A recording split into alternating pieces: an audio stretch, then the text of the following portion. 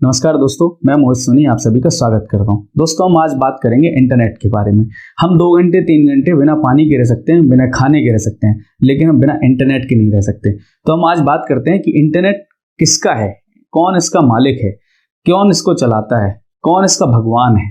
ठीक है, तो इंटरनेट एक्चुअल में लोग सोचते हैं कि इंटरनेट जियो, आइडिया, एयरटेल जैसी कंपनीज हैं जो सिम प्रोवाइड करती हैं उनका है, उनसे हम इंटरनेट लेते हैं, है ना, और वही इसके मालिक हैं। तो ऐसा बिल्कुल भी नहीं है। वो सिर्फ इंटरनेट आप तक पहुंचाते हैं और इससे ज्यादा कुछ भी नहीं।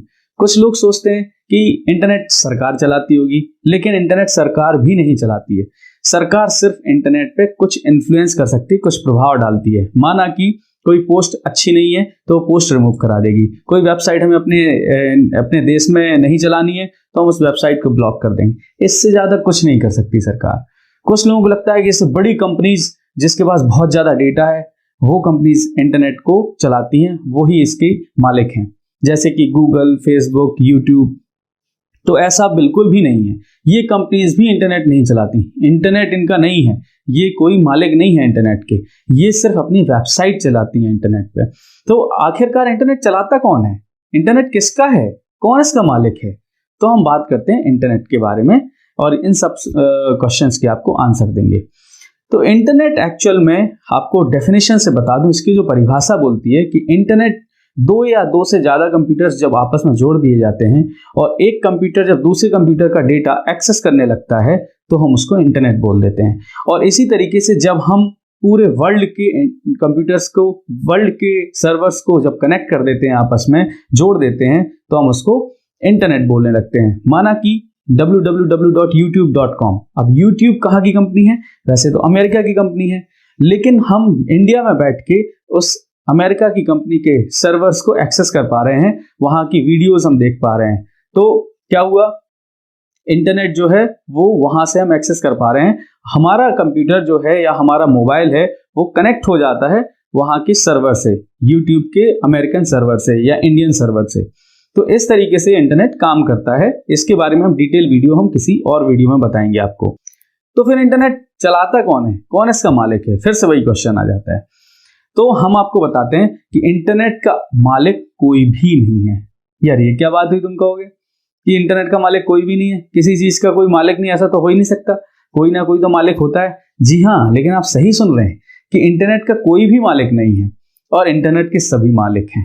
ये कैसे हो सकता है यार, सभी लोग मालिक हैं और कोई भी मालिक नहीं है? तो ऐसा इसलिए हो सकता है क्योंकि जैसे कि मैं एक वेबसाइट रन करता हूं, माना कि www.sonisahab.com।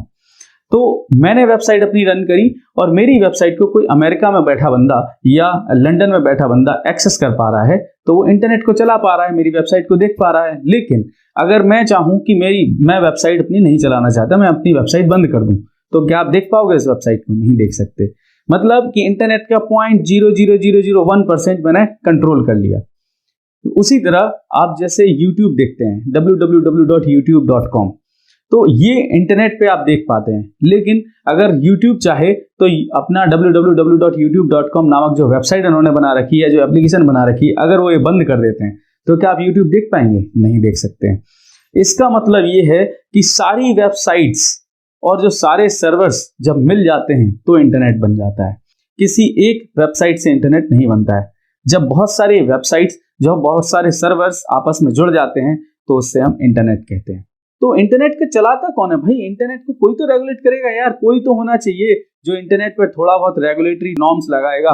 तो एक आईकैन नामक ऑर्गेनाइजेशन है जो लॉस एंजलिस अमेरिका बेस्ड है, यूएसए बेस्ड है।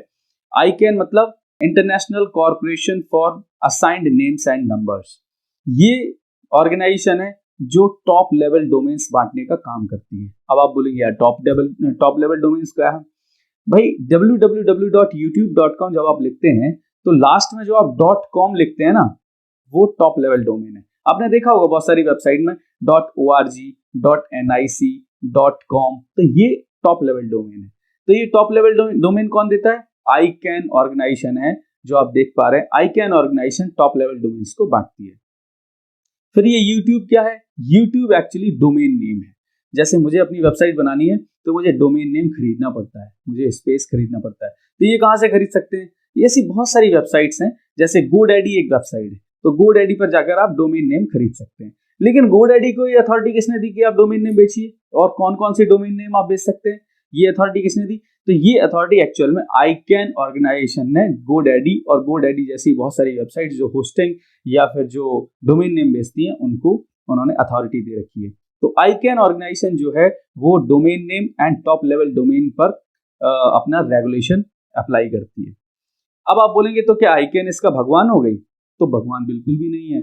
ऐसी बहुत सारी और भी ऑर्गेनाइजेशन है जो इसको इन्फ्लुएंस करती हैं, जो इसके ऊपर रेगुलेटरी थिंग्स लगाती हैं, जैसे international engineering task force, internet architecture board, ऐसी ऑर्गेनाइजेशंस हैं जो इस पर अपना इन्फ्लुएंस बना के रखती हैं, अपनी रेगुलेटरी बना के रखती हैं। मतलब इंटरनेट पे क्या हो रहा है, IP एड्रेस को DNS में कैसे कन्वर्ट करना है, क्या IP एड्रेस असाइन करना है, ये सारी ऑर्गेनाइजेशंस इसके पीछे देखती हैं।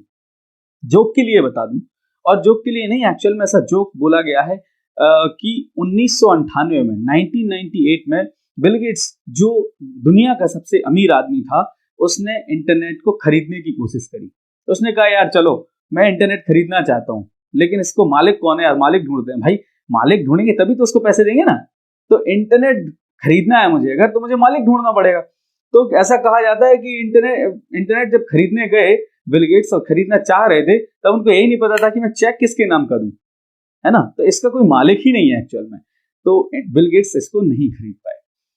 तो आपने समझा कि इंटरनेट का मालिक कौन है, राइट। तो आज आप समझ गए होंगे कि इंटरनेट का मालिक कोई भी नहीं है और सभी लोग इसके मालिक हैं। जिसकी भी एक वेबसाइट है इंटरनेट पे, जिसका भी सर्वर है इंटरनेट पे, जिसकी भी वेबसाइट और सर्वर्स है, वो सारे इंटरनेट को बनाते हैं। आपको एक और रोचक तथ्य बता दूं कि चाइना जैसी कंट्री में यूट्यूब, गूगल, फेसबुक, ये वेबसाइट्स ब्लॉक्ड हैं। वहां की सरकार ब्लॉक कर देती है।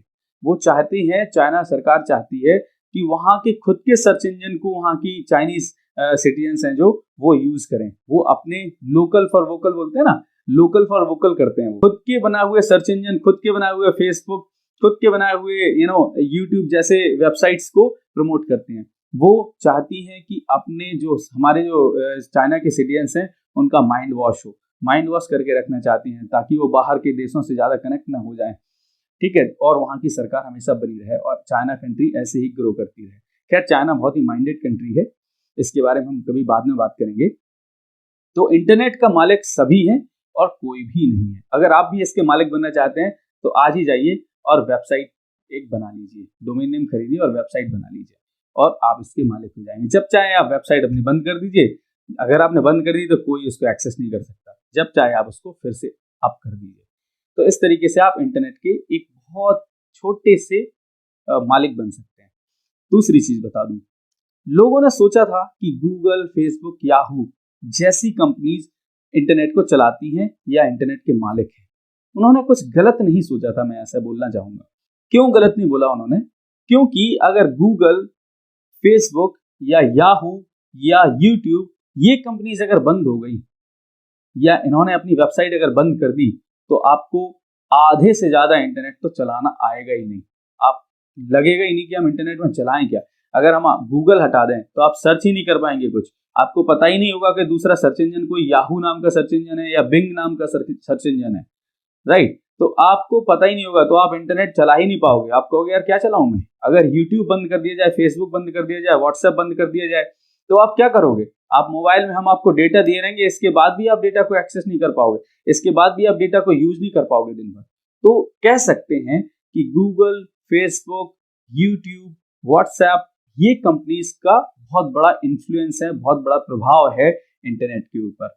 और ये कंपनी जो है इंटरनेट की थोड़ी ज्यादा बड़ी मालिक हैं अपन से, एक नॉर्मल वेबसाइट से, क्योंकि इनके यूजर्स बहुत ज्यादा हैं, ये पैसा बहुत खर्च करती हैं, राइट। अब इंटरनेट कैसे चलता है इसके बारे में हम कभी डिटेल में बात करेंगे किसी और वीडियो में। तब तक के लिए आपका प्रेम पूर्वक धन्यवाद।